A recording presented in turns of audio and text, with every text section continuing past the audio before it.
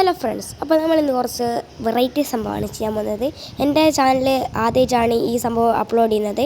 അപ്പോൾ നിങ്ങൾക്ക് കാണുമ്പോൾ തന്നെ മനസ്സിലാവും നമ്മൾ റോക്ക് പെയിൻറ്റിംഗ് ആണ് ചെയ്യാൻ പോകുന്നത്. ഞാൻ ചെയ്തിട്ടുണ്ടെങ്കിലും ഇതുവരെ ഞാൻ വീഡിയോ ഇട്ടിട്ടില്ല. അപ്പോൾ ഞാൻ വിചാരിച്ചു ഇന്നൊരു വെറൈറ്റി സംഭവം ആയിക്കോട്ടെ എന്ന് വിചാരിച്ചിട്ടാണ് ഞാൻ റോക്ക് പെയിൻറ്റിങ് ചെയ്യാൻ പോകുന്നത്.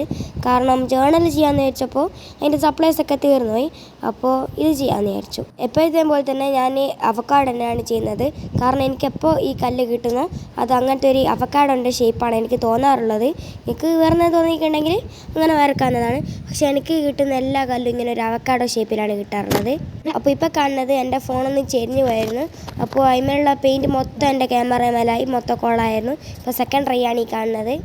അപ്പോൾ കോട്ടായിട്ട് ഞാൻ വൈറ്റ് പെയിൻ്റ് ഒന്നും കൊടുക്കുന്നില്ല, ഡയറക്റ്റ് ആയിട്ട് തന്നെ ഗ്രീൻ തന്നെ അടിച്ചു കൊടുക്കുന്നതാണ്. പിന്നെ അതിൻ്റെ സെക്കൻഡ് ലെയറായിട്ട് ഞാൻ മറ്റേ കുറച്ച് പേസ്റ്റലായിട്ടുള്ള ഗ്രീനും അടിച്ചു കൊടുക്കുന്നുണ്ട്.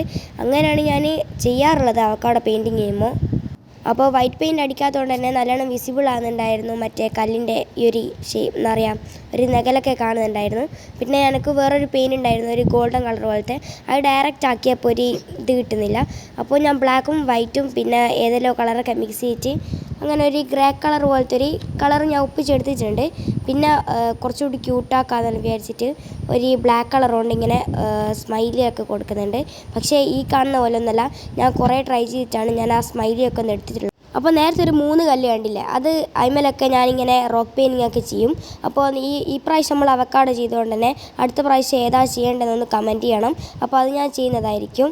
അപ്പോൾ ഒരു സന്തോഷ വാർത്തയുണ്ട്, നമ്മളെ ചാനലിൽ ഒരു 80 സബ്സ്ക്രൈബേഴ്സായി. അപ്പോൾ ഈ മാസം ഗിവ് അവേ ഉണ്ടാവും. അപ്പോൾ എല്ലാവരും പാർട്ടിസിപ്പേറ്റ് ചെയ്യണം. അപ്പോൾ ഫൈനൽ ലുക്കാണ് ഈ അവക്കാഡോൻ്റെ. അപ്പോൾ ഞാൻ നേരത്തെ പറഞ്ഞ പോലെ ഗിവ് അവേക്ക് എല്ലാവരും പാർട്ടിസിപ്പേറ്റ് ചെയ്യണം.